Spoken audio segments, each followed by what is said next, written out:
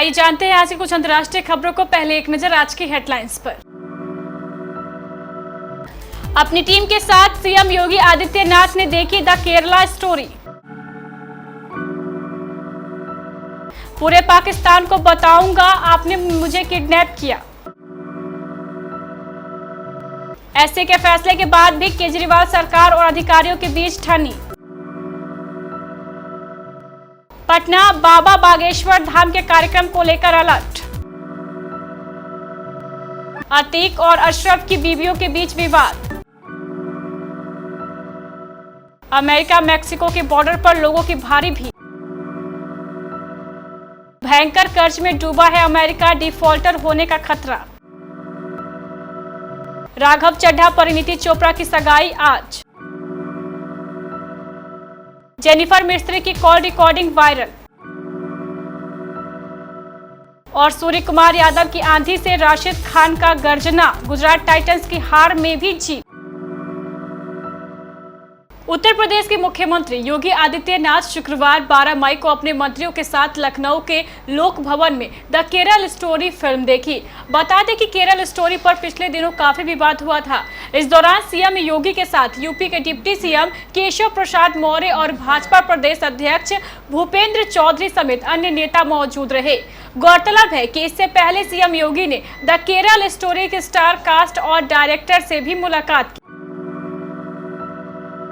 पाकिस्तान में सियासत के पिच पर खेले जा रहे T20 मुकाबले के पहले पावर प्ले की बाजी कप्तान साहब के हाथ लगी।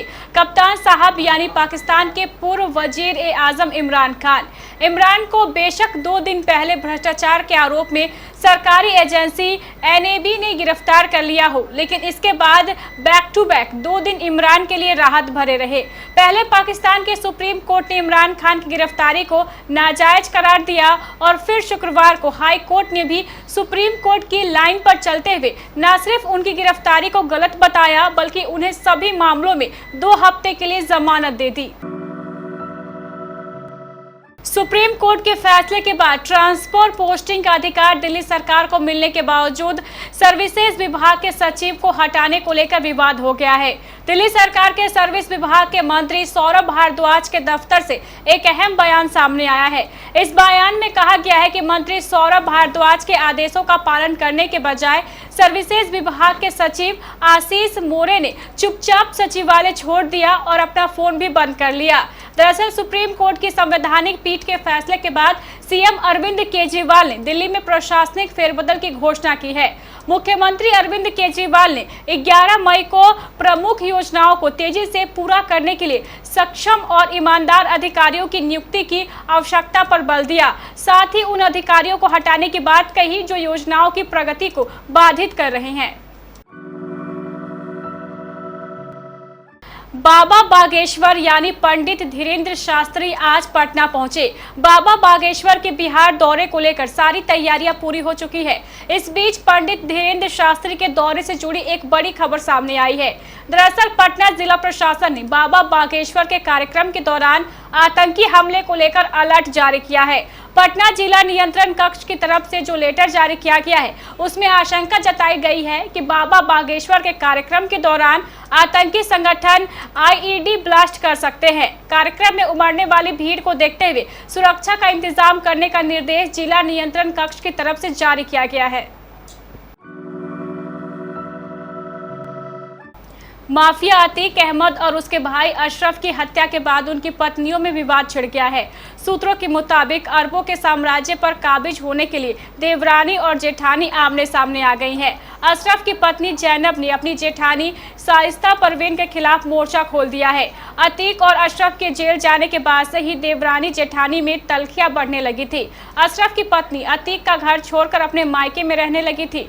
दरअसल वसूली और जमीन का दूसरा कारोबार को पूरी तरह शाइस्ता परवीन संभालती थी।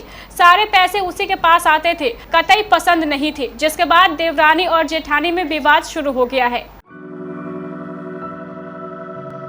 अमेरिका में कोरोना के दौरान प्रवासियों के प्रवेश पर प्रतिबंध लगाने वाले टाइटल 42 की सीमा 11 मई को खत्म हो गई। इसके तहत अमेरिकी सरकार ने कई प्रवासियों को वापस अपने मुल्क भेज दिया था। वहीं इसके खत्म होने के बाद से अमेरिका मैक्सिको के बॉर्डर पर लोगों की भीड़ जुटने लगी है। न्यूयॉर्क टाइम्स की रिपोर्ट के मुताबिक टाइटल 42 खत्म होने के बावजूद बॉर्डर बंद रखे गए हैं।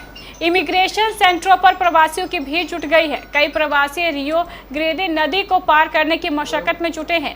प्रवासी बच्चों को सिर पर लाद कर और सामान लिए आगे बढ़ रहे हैं। कुछ कटीली तार पार कर अमेरिका में दाखिल होने की कोशिश कर रहे हैं।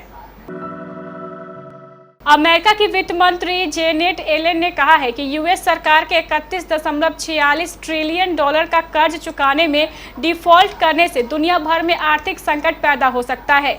अमेरिका की ट्रेजरी चीफ जेनेट येलेन ने कांग्रेस से 31.4 ट्रिलियन डॉलर की फेडरल कर्ज सीमा बढ़ाने और एक अभूतपूर्व डिफॉल्ट को टालने की अपील की। येलेन ने कहा है कि अगर ऐसा नहीं होता है तो दुनिया भर में आर्थिक मंदी का खतरा तो होगा ही, अमेरिका की दुनिया भर में इकोनॉमिक लीडरशिप भी कमजोर होने का जोखिम बहुत ज्यादा बढ़ जाएगा।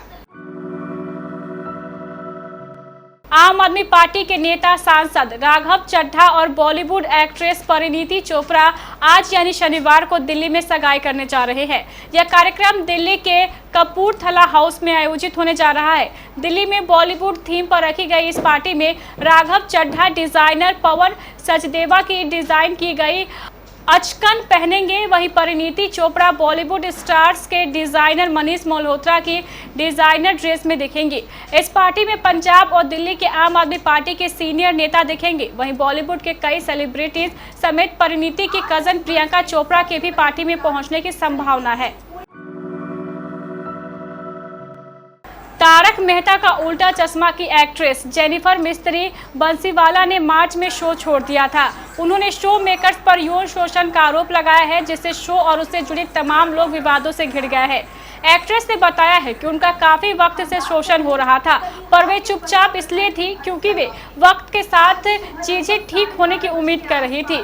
ट्विटर पर अब एक ऑडियो वायरल हो रहा है जो जेनिफर मिस्त्री बंसीवाला की एक कॉल रिकॉर्डिंग लगती है। एक्ट्रेस ऑडियो में किसी शख्स से यौन शोषण की घटनाओं का जिक्र कर रही हैं।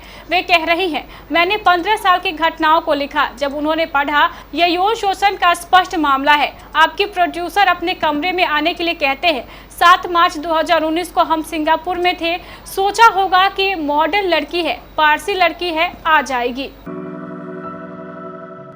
आईपीएल में शुक्रवार को हुए मुकाबले में मुंबई इंडियंस के बल्लेबाज सूर्य कुमार यादव ने जब ताबड़तोड़ नाबाद 103 रन बनाकर टीम का स्कोर 20 ओवर में 218.5 पहुंचा दिया था, तब हर किसी को लग रहा था कि गुजरात टाइटंस के लिए यह लक्ष्य मुश्किल जरूर है लेकिन नामुमकिन नहीं है। मुंबई के 219 रनों के लक्ष्य को पार करने के लिए जब गुजरात की सलामी जोड़ी वानखेड़े की पिच पर उतरी तो शुरुआत से ही उसे लगातार झटके लगते रहे।